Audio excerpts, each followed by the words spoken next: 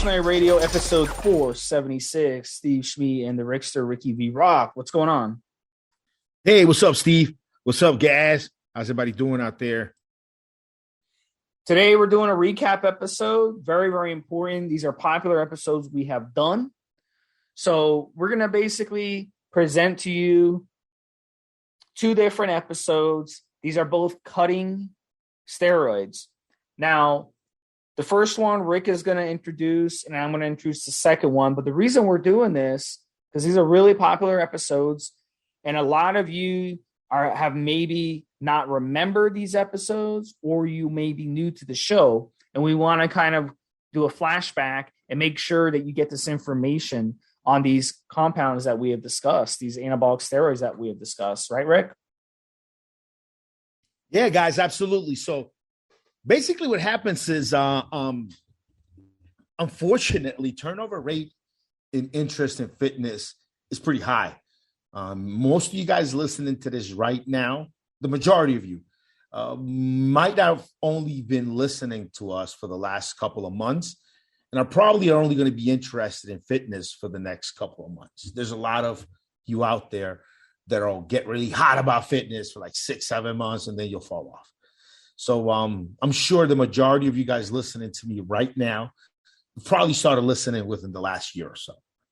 And so we're revisiting podcasts that are older than a year. That's kind of the baseline we use for this, is go back over a year so that we can revisit some of this really, really good content that we put up together for you guys back then. Still very relevant, still a very, very accurate content.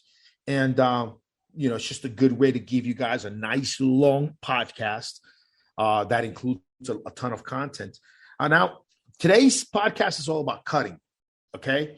The episode that I'm picking to talk about today is episode 296, which is the Winstrol episode, okay? Now, Winstrol is a great compound for cutting. Let me tell you what also is going to help you with cutting.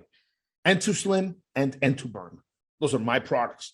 I make two really, really good hardcore fat burners. One of them is N2Slim. So you go to N as in Nancy, the number 2 Slim, SLIN.com. That's going to take you right to the page where it tells you all about N2Slim. It's a product that you take about 30 minutes before you eat, 45 minutes before you eat. It is going to really, really help your body make the absolute most out of the calories you already have. So please give it a shot. It's not stimulant. You take it before you eat. It works via the insulin pathway by helping modulate the way nutrients get distributed. It just makes it that much harder for your fat cells to take in some of the calories you're eating, because it helps kind of make the fat cells somewhat insulin resistant once it's activated. And then it also helps make muscle cells sensitive to the actual calories you're eating. So you get to shuttle more nutrients, more ingredients into the muscle. It's a great product. I'm sure you guys are going to definitely enjoy it. And also the other product is N2Burn. That one is pretty easy. You just, to get there, just go to N, and there's a Nancy, the number 2, burn. And I should say N as in need. That's what the need to build muscle.com. That's where N2BM comes from. So go to N as in need, the number 2, burn, BURN.com. That'll take you right to N2Burn. Look, guys, that is going to be one of the more powerful over-the-counter fat burners you can still get. It's got some really interesting ingredients, guys. Just trust me on that. When you get it, you look at the label, you'll know what I mean. It's an incredible product. It's got green tea extract, coffee, green bean extract, caffeine anhydrous, Ariagenesis extract, Garcinia cambodia, ginger root extract, 5-HTP, Piper nigrum, Yohimbe HCl. And it also has a version of ephedra that doesn't have the illegal alkaloid. So it's one that I could still sell over the counter. It's going to be great for fat loss. And it doesn't have the illegal alkaloid. It's not an illegal It's not an illegal version of ephedra that's been banned. It's ephedra virus. It's known in other cultures. It's used to make teas and stuff in different cultures. I mean, it's a very interesting ingredient. N2burn.com, check it out. And you could grab those two. They'll go great right along with that Winstrol. Instead of taking clenbuterol, instead of taking crap like DMP, instead of taking any of that shit, guys, it's no good for you. Grantuslin, N2burn, and a little weenie, maybe a little Masteron. You got a great cycle. That's all you need. And anything to say before we start the show here, Steve? What do you got? Yeah, and the one I want to talk about is Masteron. And that's going to be from episode 298. Masteron is a very important steroid. I would say without Masteron, bodybuilding wouldn't be what it is today. In terms of hardness, when you see these guys who are hard as a rock, when you see them with the cuts to their muscles, Masteron is the absolute best hardening steroid. And the side effects are very, very low on Masteron. So it's tremendous. If you've got low body fat, if you're under 10% body fat and you really want to pop out your abs, you want to pop out your muscles and really, really impress people on the beach, impress people in a bodybuilding show, in a physique show, Masteron is the one to use. So we're going to talk about Masteron as well. You're going to love it. All right. So why don't we hit the show? Hey, Steve, one quick question. Sure. If you had to build a cutting stack with Masteron using some of the products available at my store, even maybe some of the banned nutrition products that we just introduced into my shop, from Nita to buildmuscle.com, or you go to B as in boy, M as in Mary.com. We ship all over the world, guys. Doesn't matter where you are, we will ship to you. What else would you use from my store along with the Masteron, Steve? Definitely go with the N2 Slim. 1 cap for every 20 grams of carbs before your meal. So let's say you eat 3 large, moderate to large meals a day. I would go with 1 to 2 caps before those 3 large meals. If you eat 6 meals a day, go for 1 cap before each of those meals. And that would basically help block that insulin spike you get after a meal, that where your body goes into fat storage mode. It kind of blunts it. It keeps it lower.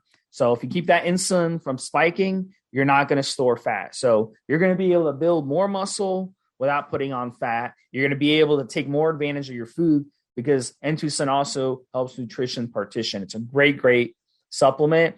And my favorite thing about N2, Rick, is it's not a stimulant. That's very important to me as someone who doesn't believe in caffeine. I don't believe in stimulants. I don't believe in caffeine. So it does more harm than good long term. So for me, N2 is the perfect fat burning product. So let's get to the show. Without further ado, here is Winstrol, episode 296, and Masteron, episode 298. Here we go.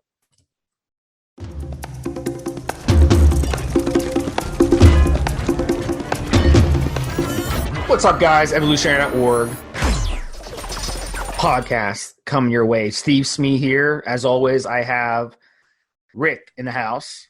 How you doing, man? Hey, what's up, Steve? What's up, guys?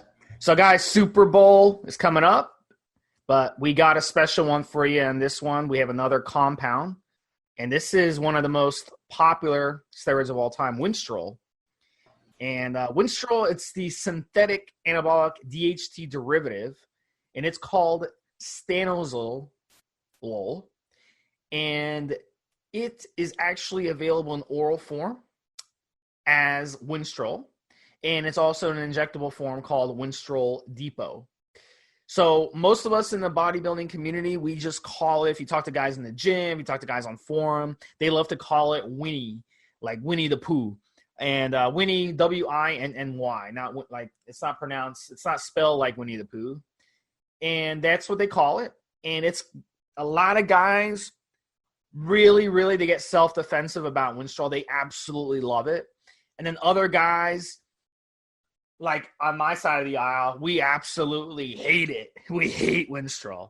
So in this episode, guys, we're going to talk all about Winstrol. We're going to tell you all about it, the pros, the cons, how we feel about it, and how it may be a good option for you, or it could be a really, really bad option for you. But before we do, let's talk about history. So I'm going to bring in Rick. He's our history expert, and he's going to talk about Winstrol's history because it's a really fascinating steroid. Yeah, well, Winstrol, just like all of the other steroids we've discussed, was created around that same golden era. It was put on the market in 1962 by Winthrop under the name Winstrol, which is why we call stanozolol. That's what we call it, Winstrol. Stanozolol, which reads almost like stanzo LOL, but funny enough. So Winstrol, it's been around since then. Another one of those steroids that was prescribed to people with wasting disease, people coming back from maybe a severe weight loss due to sickness or many other reasons.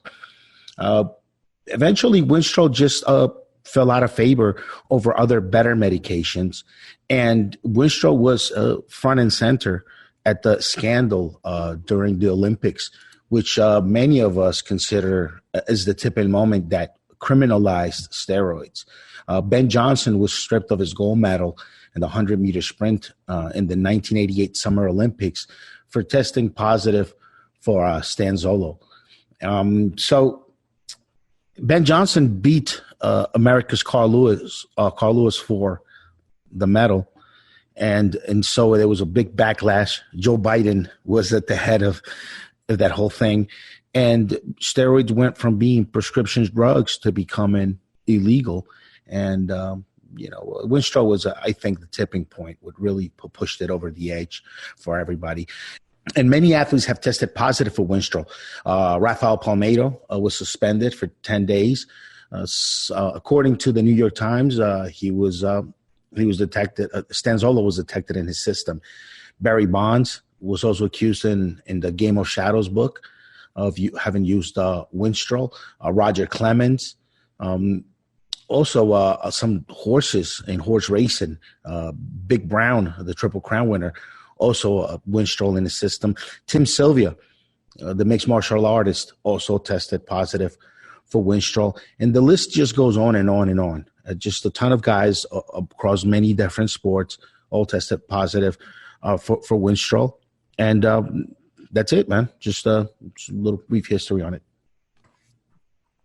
All right, guys. So Winstrol is very interesting, and a lot of guys get confused about this, but it's an oral, or it's also a water solution suspension. So it can come in. I've seen it come in amps. I've seen it come in vials as a liquid form, and I also seen it come in tablets or even capsules as an oral. So you can do either. With the liquid form, you can actually either inject it, which is a very, very painful injection, or it's typically a painful injection. I know in my experience, I will never inject that shit again. Or you can actually drink it. And the cool thing about Winstrol is it doesn't get destroyed by the liver because it is liver toxic. It is a 17-alpha alkylated compound. So by drinking it or injecting it, it's still going to be liver toxic, and it's not going to be broken down by the liver like some other oral steroids out there. Basically, there's also the third type of Winstrol besides the water-based suspension. There's also an oil-based Winstrol as well. So, these are underground labs that are producing it, but that's not really a popular one because a lot of guys just like to just straight up drink the suspension version or just take the oral. So I don't recommend ever injecting Winstrol one way or the other, guys. I just recommend either drinking it or taking the oral, like I said. So there makes absolutely no sense to inject the stuff when it's an extremely painful injection, and it's not going to make any difference as far as whether it's the half-life or the effects it has on the body, either negative or positive. So it's exactly the same. The only if you look back at the way guys used to use injectable Winstrol, some guys would inject it every other day. Other guys would inject it every day, once a day. The only benefit to injecting Winstrol in this way is that the water dissipates out of the depot pretty fast. Your body absorbs it pretty fast. And the crystallized hormone is left in the depot there just for a little bit longer. So you get a bit of a slow release effect from the muscle. that you wouldn't get when you ingest it orally. But like Steve said, the benefits aren't that great. It's not like it's got an ester chain attached to it and is going to release over days. It's really just a slower release, maybe enough to really only have to inject it once every 24 to 48 hours because it just the difference of the Winstrol going through your gut and being absorbed through the gut to your blood system, or being placed in between the muscles and having to escape that depot, I guess you could say, over time into the blood system. You get a bit of a slower release off of the injection. And that's the reason why they even existed, because the injection version of Winstrol was actually a prescription drug in Spain, I believe, from Zambones that were called back in the day. I don't think you could find them anymore. But there were pharmaceutical grade injectable Winstrol that was injected every other day or so. So chemically, guys, what prevents Winstrol from being obliterated in our body is it's got an added methyl group, and structurally it's a 3-keto group is replaced by the A ring of the hormone. That's what gives its properties. That's why it's a DHT. Hey, don't mean to interrupt. Can you think of any other steroids that were produced by legit pharmaceutical labs as injectables that didn't have an ester chain, that were methylated? The only ones I can think of is Winstrol and maybe veterinarian grade Ref B back in the day, the Refer B, the Dianabol back in the day. But can you think of any other steroids that were produced for human use, approved somewhere for human use, that were not sterified, that came in injection? Maybe testosterone base? What else? Maybe, yeah, it's got just testosterone suspension, and maybe the Trenno ester back in the day. It's very not. It's definitely not very common. Winstrol is very unique in that regard. It's probably the only steroid that was pharmaceutically approved and produced for human use for both injectable and oral, with the exact same structure, no modification really when you think about it. Yeah, guys, and what's cool about Winstrol, guys, DHT derivative, it's a straight DHT derivative, which is dihydrotestosterone. So what DHT is, guys, if you take DHT from testosterone, about 5% of the testosterone that you're producing in your body gets converted to dihydrotestosterone, DHT. So Winstrol is a straight DHT derivative. We're going to talk about the side effects later on in this podcast. But first, I want to bring in Rick here. Athletically speaking, let's say you're a boxer, MMA fighter. We've seen a lot of them get busted for Winstrol, sprinters. I feel like it's a combination of maybe the whole Ben Johnson thing. So we have a lot of copycats going on, but also I think a lot of it has to do with athletically, because it's a very dry compound. It's a DHT derivative. It doesn't aromatize into estrogen.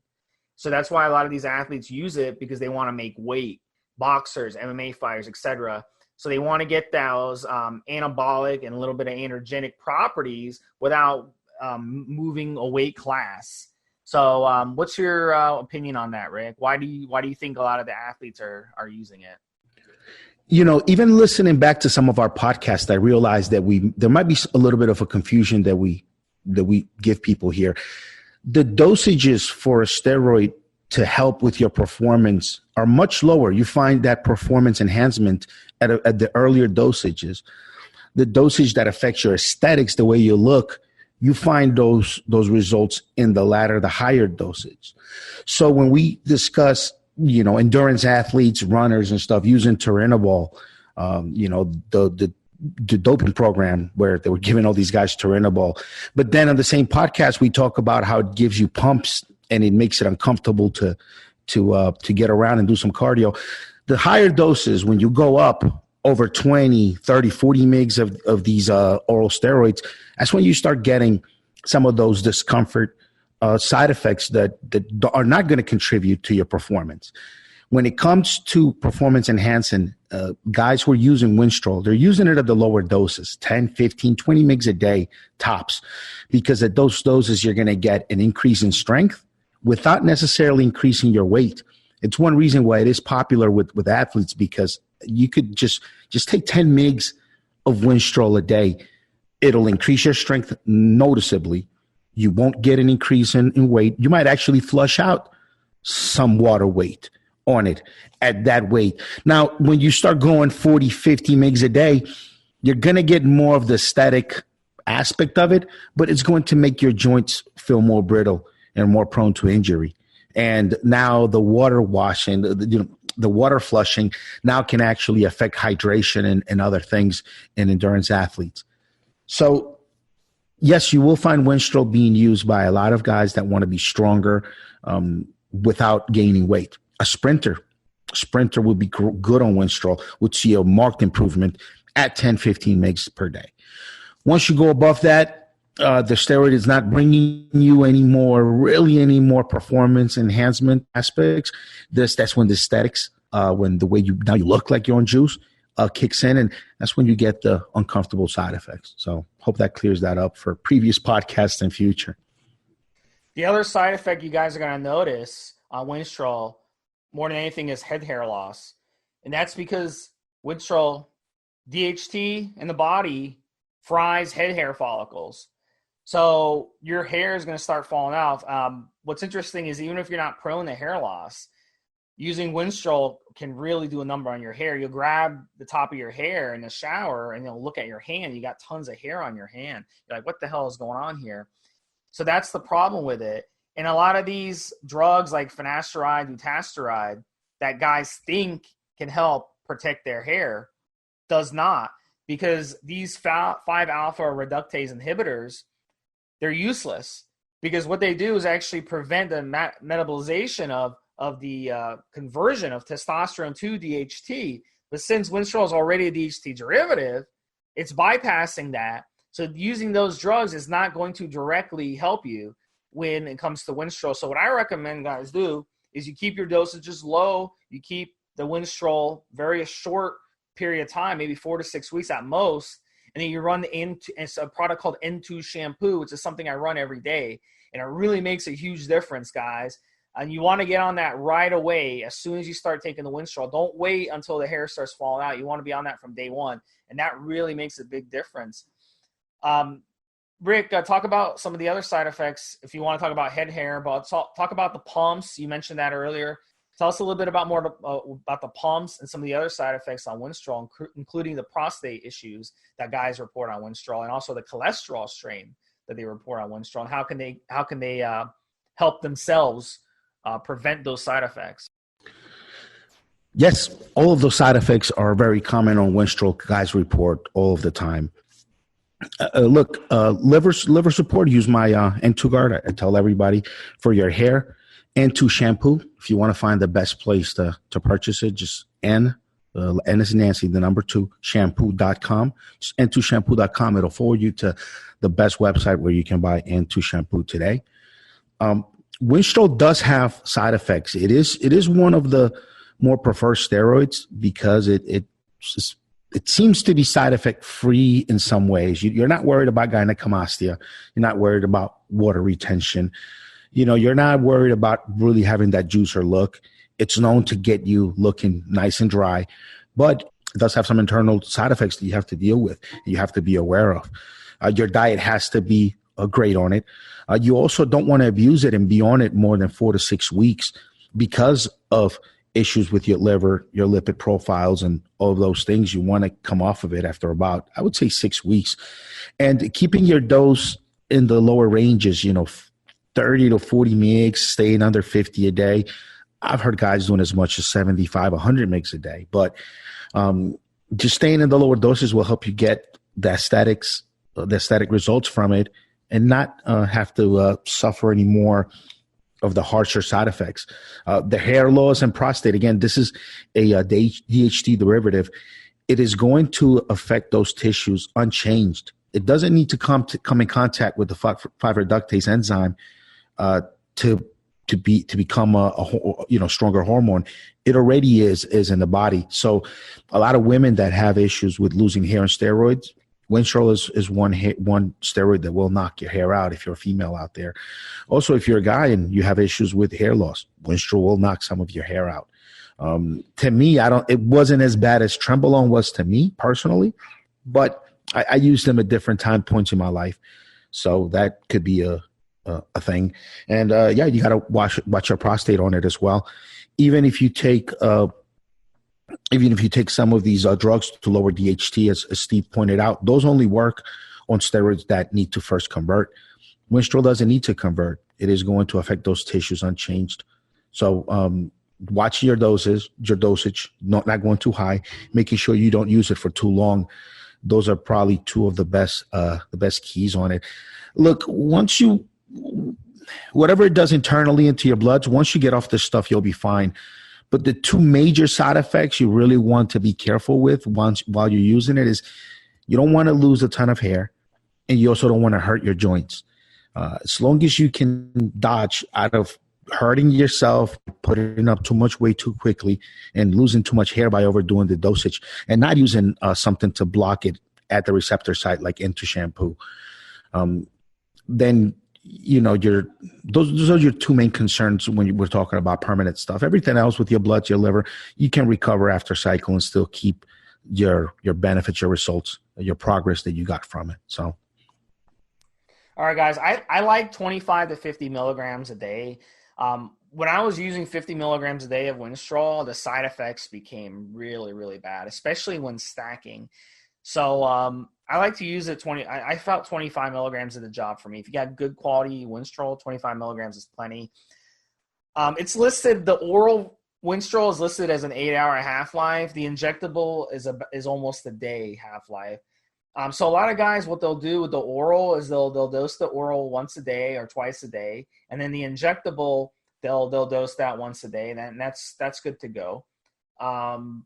Detection times, guys. Again, the oral is listed at 3 weeks, and then the injectable is going to be listed at 2 months. But they are really good at busting people. So if you're an athlete, listening to this and you're tested and you're thinking, yeah, I'm going to go out and take Winstrol.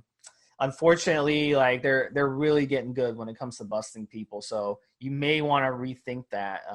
It's not as easy as it used to be. And, so I've stacked Winstrol with different things. I stacked it with Tren one time. It was an absolute disaster. I was getting headaches every day. I was going bald. It's the first time in my life I actually had a bald spot running Tren and Winstrol together. Really, really bad cholesterol levels. My total cholesterol was like 225, 230, 240 even. The highest they've ever been in my life. Really, really harsh stack. I don't recommend stacking Winstrol with anything else harsh.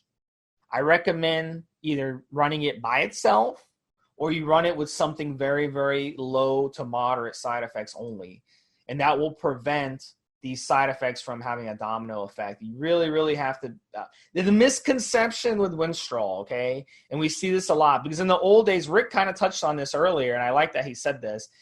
He mentioned that it doesn't aromatize into estrogen, so those side effects are off the table. And that is true. It's not going to give you the gynecomastia, the water retention, some of these other side effects that will domino effect. But, okay, just because it doesn't do that, a lot of guys in the old days, they say, oh, Winstrol is a very low side effect, mild steroid. And that couldn't be further from the truth because it is extremely harsh steroid. So if you run this thing at more than 50 milligrams, if you run at 75 or 100 milligrams, I guarantee you that these side effects are going to be absolutely brutal. Another thing I recommend is if you have more than 10 or 11% body fat, don't run Winstrol because you're not going to get enough out of it to make it worth it because your body fat's too high. Winstrol is a dry compound. It's a polisher. So it's gonna dry you out. So if you have low body fat, you're really gonna look good on the beach. You're gonna pop out those abs and all that good stuff. But if you're over 10, 11%, 12% body fat, you're wasting your time, in my opinion, because your muscles are gonna be covered up by fat. You're not gonna be able to see anything anyway. So don't waste your time. It's great for if you're very lean, you want to be more vascular, you want to pop those muscles out, you want to get cut.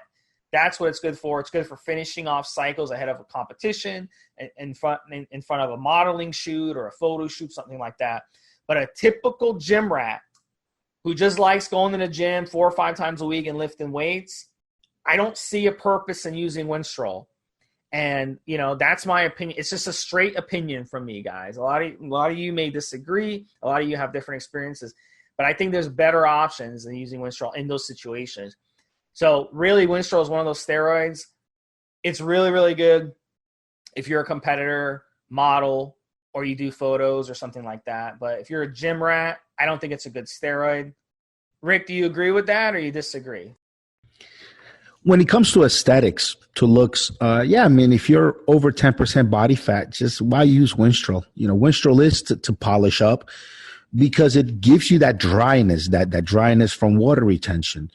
And if you're below 10% and you're going into a photo shoot competition, whatever, it's going to make a huge difference in just making your skin drier. It really dries you up.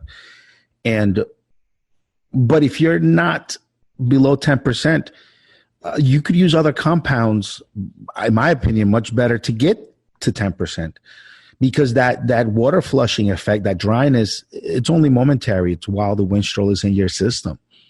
So it's not really a permanent kind of water loss.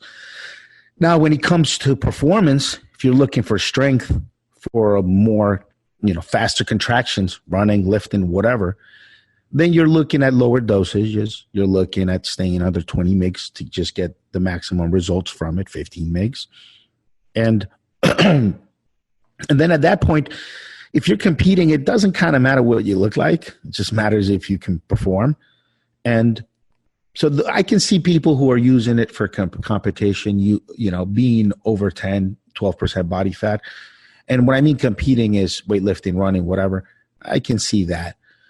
And I can see guys who are planning to look a certain way by a certain date and are below 10% using it to polish off and help get that little bit of extra water out of the skin, out from under the skin. But if you're not in either of those scenarios, you might be better served with a different steroid that's cheaper, maybe. I don't see much of a place for Winstrol and a guy, in the low teens or high teens body fat that is just trying to cut down, and it's not competing, not doing anything. I think there are other better steroids for you than the Winstrol. So a couple things I want to add too. We didn't really touch on it too much.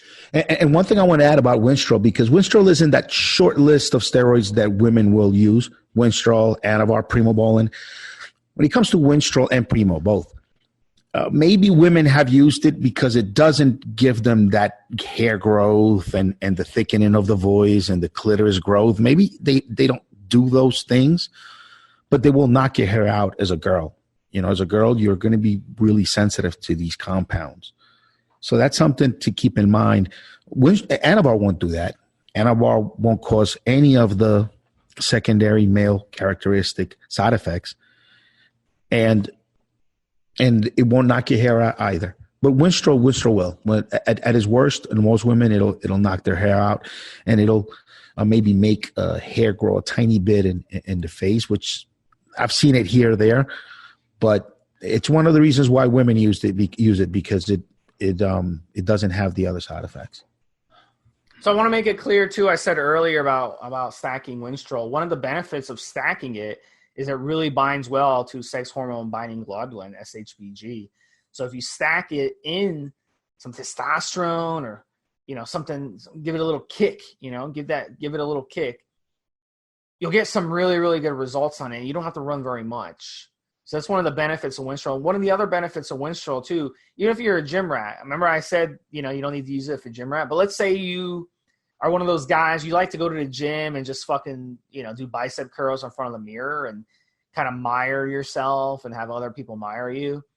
Well, in that case, Winstrol is a good option because Winstrol gives some tremendous pumps, the classic Winnie pumps, as it's known. So you'll be doing your biceps in front of the mirror, and your bicep will be popping out, your veins will be popping out of your bicep. You do calves, your calves will be popping out of your legs. It's fantastic, for that. So if you're one of those guys who just like to mire and whack off to yourselves in the gym. And then, hey, Winstrol could be good for you, even if you're just a gym rat. So those are the options for you for Winstrol. But if you like to go running and you are running and those pumps start hitting you, ooh, that's going to hurt. Or if you're doing MMA, or if you're a boxer or something like that, and you're boxing, you're doing MMA, those pumps kick in, ooh, it can backfire. So you want to be careful. So you might want to try it out. Don't use it unless you really, really try it out. And taurine is a good bet with it. N2 guard does have taurine in it. So if you're using your N2 guard with it, that's going to help with the pumps and not make the pumps devastating. You're not going to be able to run very far on Winstrol, by the way.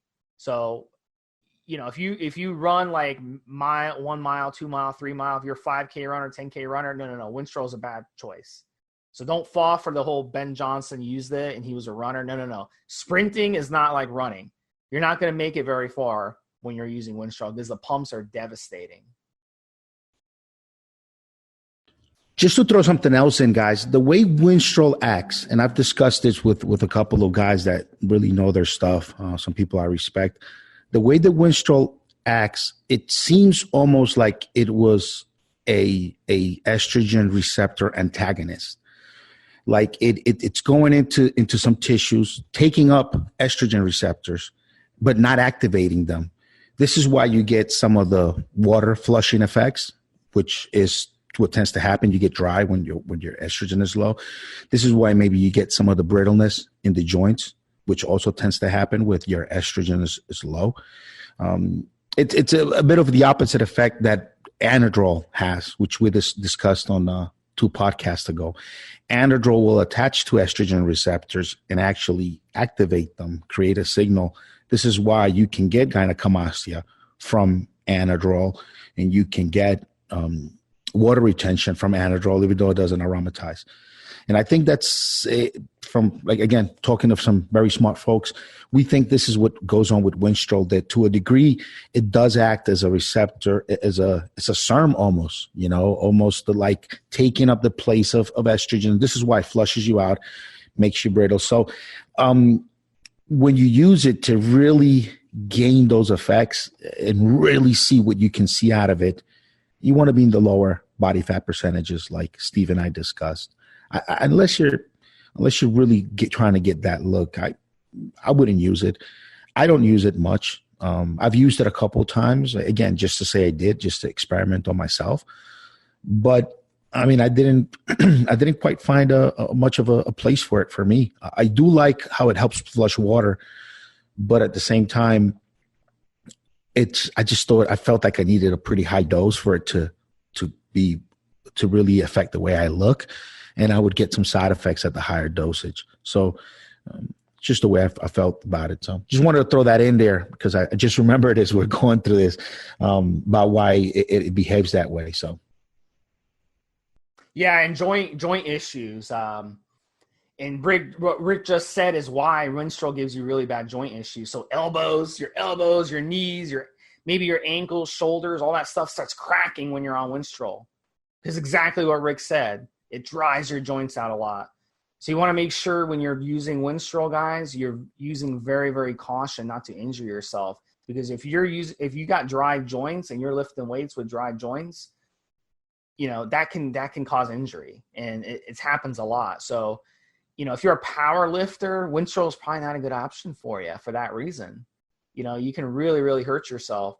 I recommend N2 Joint RX. That's what I use if I ever touch Winstrol, because that's gonna help with your joints. It's got a lot of natural ingredients to help with your joints.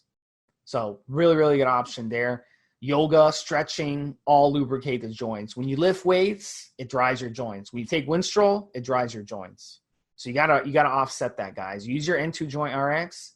Make sure you're eating a lot of good fats, and make sure you're doing some stretching and some yoga, and that will lubricate your joints right back.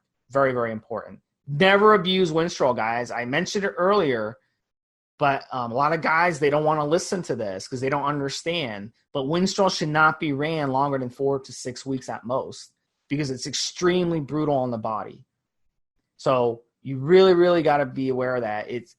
It's really bad on your joints, on your hair, on your liver, on your cholesterol, on your prostate, and go on and on.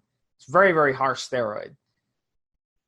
So be very, very careful when you use it. And when you stack it, be very, very careful as well.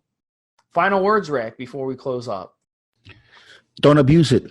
Don't abuse steroids. Don't use them too soon. Somebody asked me this the other day, what they should do about their first cycle. I said, look, just don't start too soon. Have you been training natural for 5 years to 8 years, about 5 to 8 years? Natural hard training, good habits, good technique. Have you? If you haven't, don't start too soon. Same thing with Winstrol. Winstrol is right up there with Anabar. Famous is the steroid that does all these great things, but it doesn't hurt you. It'll hurt you too. Most steroids that you take can have side effects that'll last for years after you get off of them. We discussed this in about 10, 15 podcasts ago. We discussed some guys who'd done 1 or 2 steroid cycles and their pituitary gland never recovered for years after. Their LH and FSH levels were off even for years after getting off the steroids. So just don't abuse all this stuff, guys. Make sure this next cycle could give you an issue that it could take years for you to bounce back from. So just know what you're doing out there. Yeah, and Winstrol does shut you down just like every other anabolic steroid, guys. So a post-cycle therapy, very, very important. I don't know why people think that because something doesn't aromatize into estrogen or whatever that you shouldn't run a PCT. Every steroid, guys, you need to run a PCT. So it's very, very important. So that is it, guys. Evolutionary podcast. For Stevesmi and Rick, we'll talk to you guys next week with another episode. Have a good one, Steve. Have a good one, guys.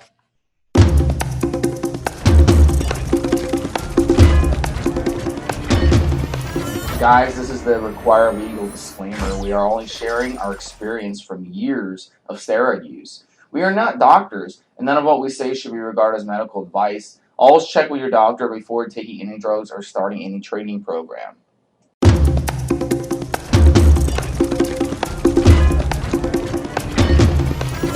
What's up, guys? Evolutionary podcast leading the way. Stevesmi here.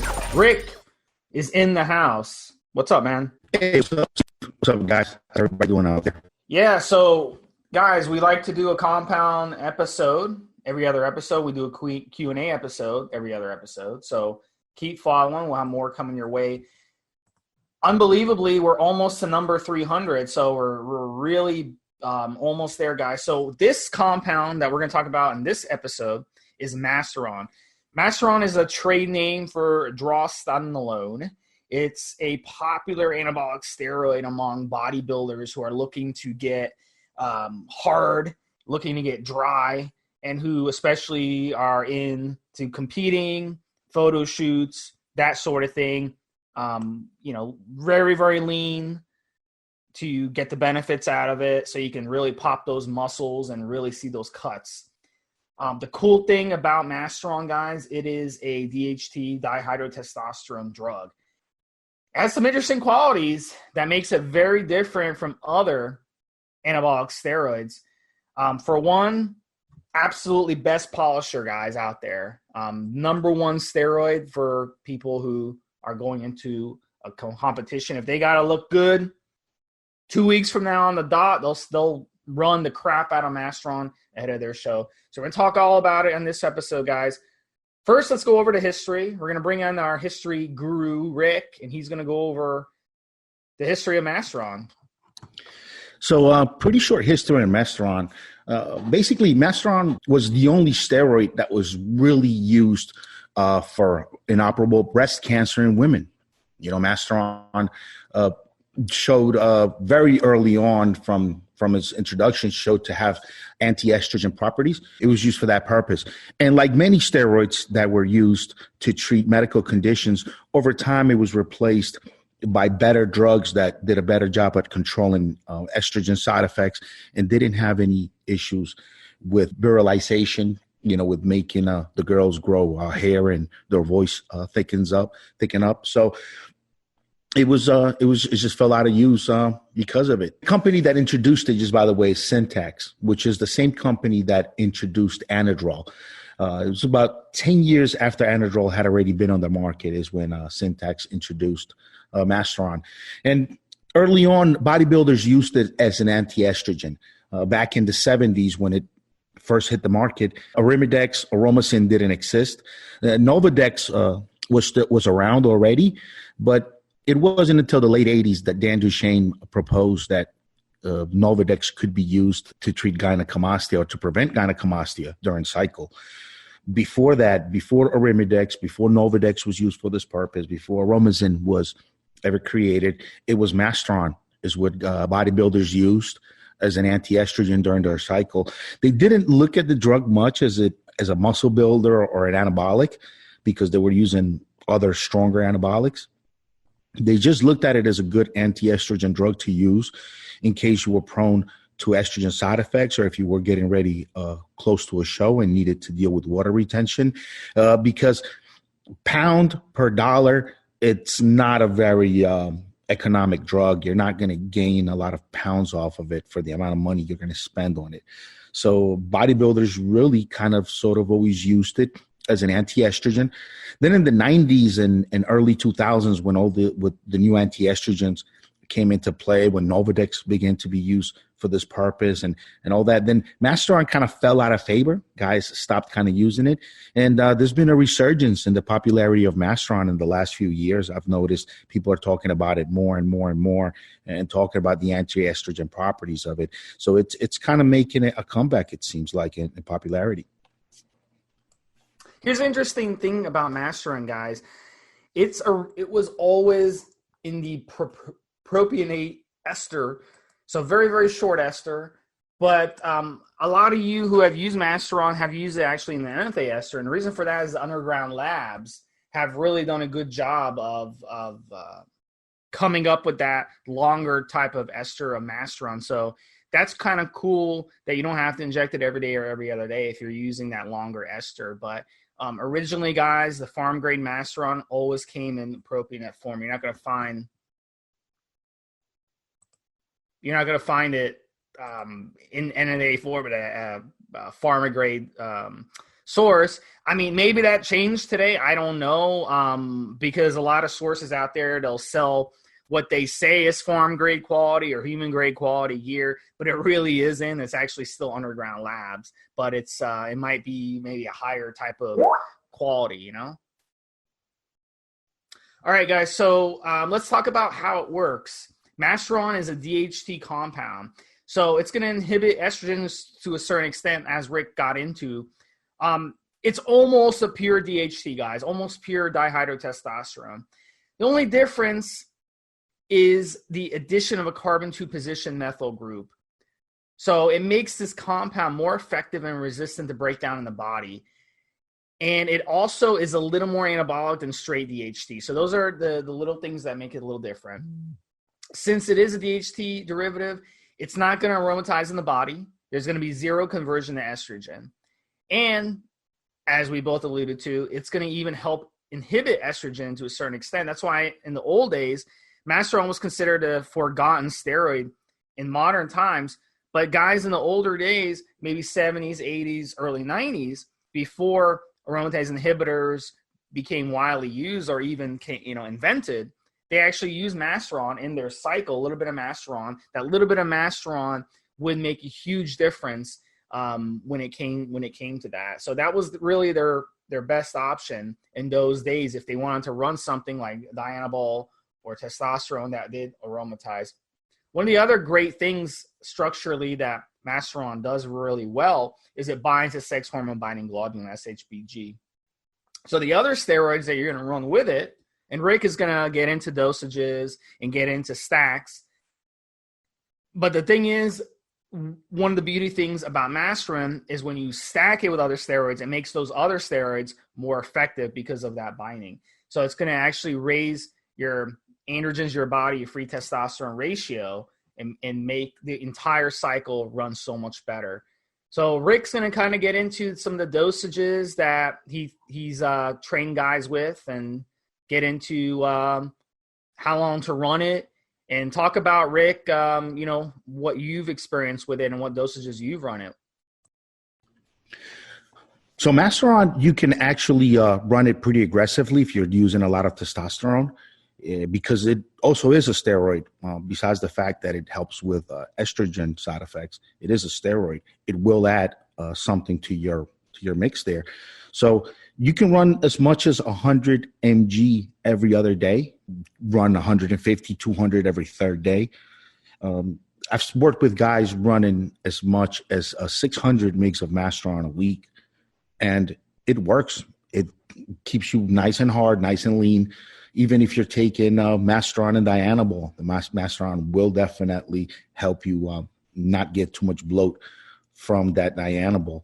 It is, on its own, is not going to be a great muscle builder. You're not going to find a lot of guys wanting to run Masteron-only cycles. But combined with other steroids, it does add to the anabolic effect, and it does lower estrogen side effects. It's coming back into style now. Some guys are now using Masteron instead of just stacking on pounding the anti-estrogens, the aromacin and the arimistane and all this stuff. They're actually using more Masteron now, and it's coming back. I've seen it in a lot of lists, and I see a lot more guys talking about it. I've ran it a couple of times. I did when I first started using steroids.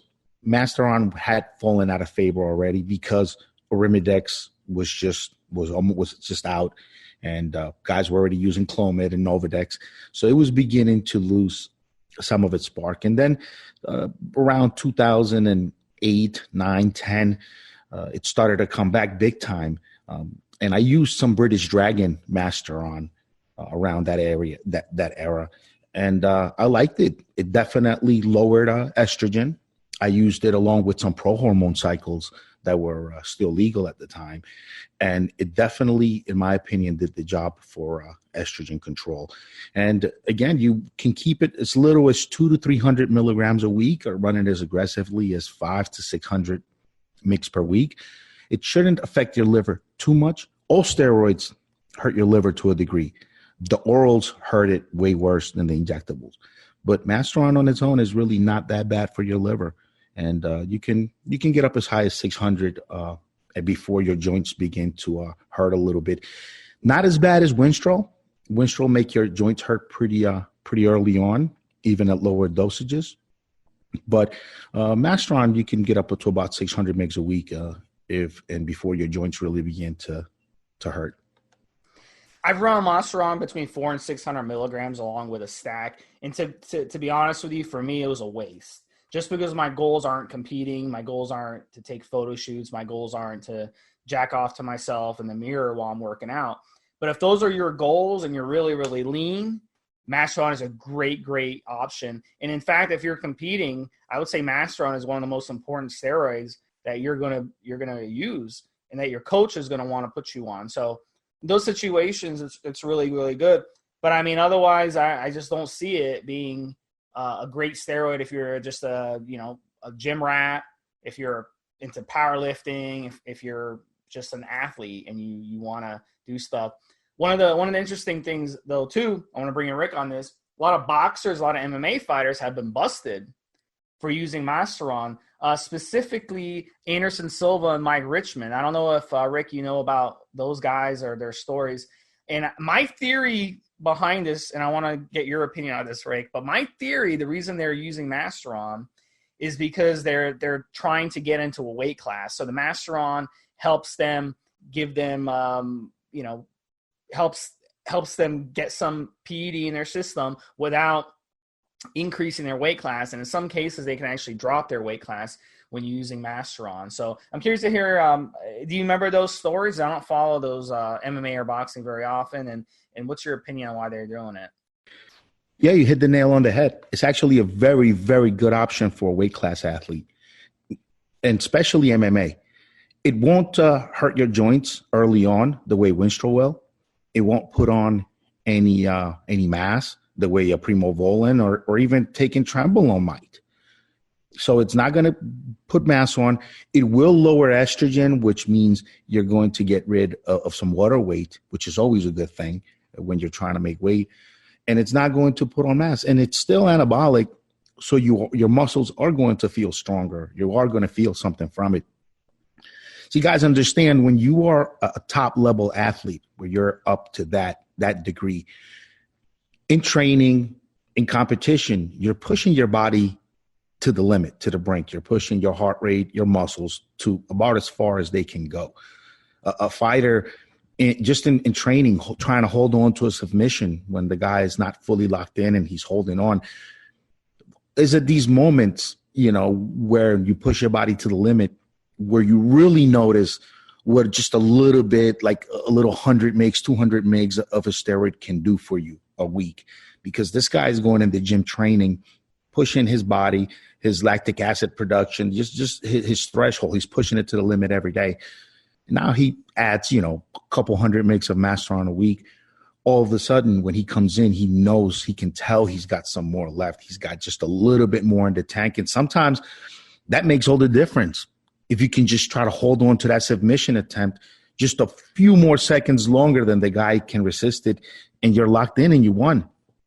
And you're next in line for title, you get up to that level. So Masteron, while the regular gym rat, the regular guy just going to the gym to look good, might waste some of his money on it, especially since once you get off of it, the estrogen kind of normalizes again and you hold on to your regular water weight again, might be a waste. But these top level guys, just a couple 100 mgs a week could make a huge, huge difference when it comes to just, putting that kill switch and just putting that off button, just setting it further apart. They can just push longer, a few more seconds here, a few more seconds there, a little bit, a couple more pounds behind their punches. That makes a huge difference. So yeah, Masteron is actually a pretty darn good steroid for any fighter. Also, you're not going to have problems with pumps, shin splints, back pumps on it. Not early on, not at a couple 100 mgs a week, not at 300 mgs a week usually. So it's why it's been preferred. Now, because these guys understand Masteron, but they don't understand ester chains, especially some of these coaches in fighting, they're probably doing their calculations thinking about the old Masteron, the propionate ester, which was out of your system a lot faster.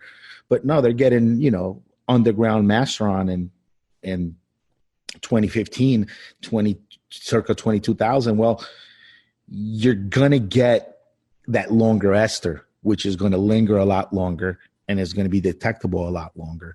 And I think that's why you see some guys getting popped for it when they think they should be safe. Yeah, so the half-life, guys, as Rick mentioned, the propionate, the half-life is going to be at 3 days. The NFA is going to be about 10 days. And the detection time of the propionate is a lot shorter. It's under a month. And then on the NFA, it's going to be a few months. But with the new doping testing that they're doing, you get popped a lot more easier now. So you might be in trouble even if you exceed those detection times. Side effects, guys, as Rick said, there's not much to talk to. Maybe the DHT side effects, maybe a little joint dryness. You can run into joint RX, solve that. Might get a little head hair loss. You run into shampoo, solves that. It's not that much for a DHT derivative. It's for some reason, just because it's so mild, it really doesn't attack those issues like some of the other DHT derivatives like Winstrol would. But if you're stacking it with stuff, if you start stacking it, the more and more stuff you stack it with, then those are when the side effects really start to become noticeable.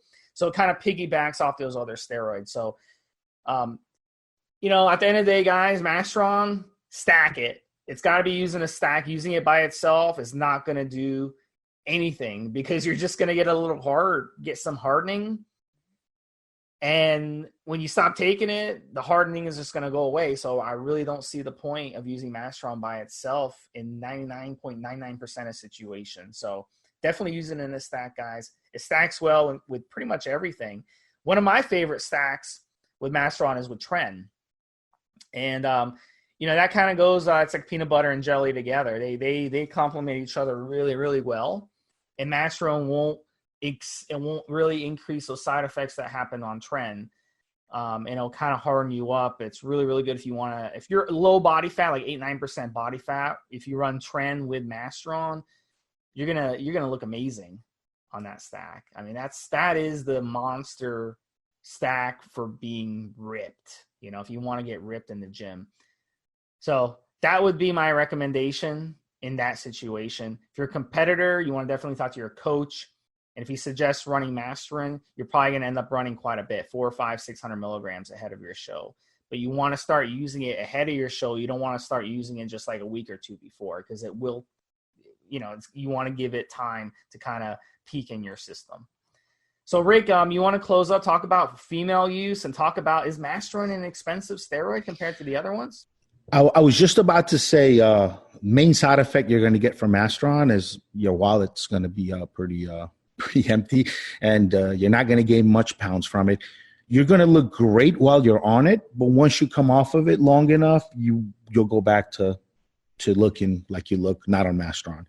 It is a great steroid for competition. It gets the water out of the right places. It kind of gets in there and gets those little bit of fats in between the muscle fibers. I mean, it makes you look ripped and hard while you're on it. Once you come off of it, you're not going to keep any of that progress. The way you might hold on to some pounds, say after a cycle of testosterone and DECA or whatever, you might hold on to some pounds afterwards.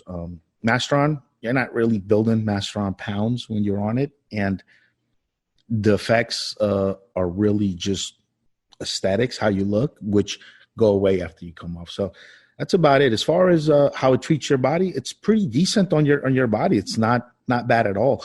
When it comes to female use, Masteron clinically, medically, was prescribed to females that had basically inoperable breast cancer.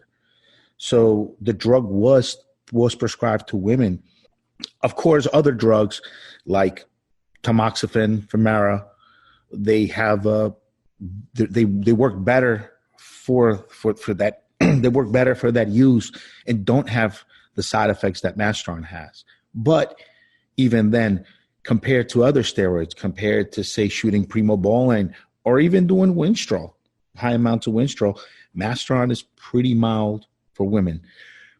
Ladies, if you're going to try messing with Masteron, if you can get the propionate ester, I advise that, because if it starts to do something you don't like it to do, you can stop shooting it and it's out of your system pretty quickly. If you get the enanthate ester and starts doing something you don't like it to do, you're in for a ride for a couple of weeks on it from the time you finish your last shot. So propionate ester, and just really low. You got to gauge your tolerance to it. Maybe a little bit of voice thickening and a little bit of hair loss, maybe what women might experience on Masteron. I haven't heard much about it making it grow hair on women, but the voice thickening, yes, and the hair issue once you go above a certain dose, which tends to vary from girl to girl how much you can actually tolerate. But again, I think all women need is Anavar, maybe a little bit of Winstrol. I'll keep saying that over and over again. Masteron could be okay, but if you're, I don't know. I just like Anavar better for the girls than Winstrol. And look, it is an oral Anavar, and after about 4 to 6 weeks, you'd ideally want to come off of it. If you're using the really low female doses, you could definitely stay on it a lot longer than the men that are using 50, 60 mgs of Anavar. But I like it still better than Masteron for women. But I mean, it'll work for females. It definitely is effective. All right, guys. So look, I think we covered everything in this show, guys. It's a great show. Masteron, guys, give it a shot. If you got low body fat, see what it does for you. You might love it. I can say my massage therapist, when I was on it, she said she had never massaged someone with harder muscles before. So that is one of the things it does, gives you hard muscles. All right, guys, appreciate you listening. Stevesmi here, and Rick, Evolutionary.org. Hit me up on the forum, Steve SMI. Have a good one, guys. Have a good one, Rick. Hey, have a good one, Steve. Have a good one, guys.